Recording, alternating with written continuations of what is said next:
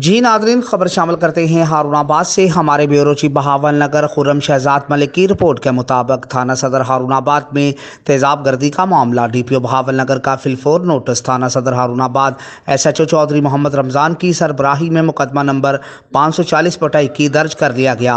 वक़ुआ की इतला मिलते ही डीपीओ बहावल नगर ने मुलजम की गिरफ्तारी के लिए स्पेशल टीम तश्कील दी। पुलिस टीम ने चंद घंटों में मुलजम को ट्रेस करके गिरफ्तार कर लिया। डीपीओ बहावल नगर जफर बुजदार ने पुलिस टीम को कामयाब कार्रवाई करने पर शाबाश दी। डीपीओ बहावल नगर जफर बुजदार ने मजरूब के वुरसा से बातचीत की और खैरियत दरियाफ्त की। डीपीओ बहावल नगर जफर बुजदार ने मजरूब के वुरसा को इंसाफ की यकीन दहानी करवाई। इस मौका पर डिस्ट्रिक्ट पुलिस ऑफिसर बहावल नगर जफर बुजदार का कहना था कि इंसाफ के तकाजे पूरे किए जाएंगे, मुलजम को करार वाक़या सजा दिलवाई जाएगी।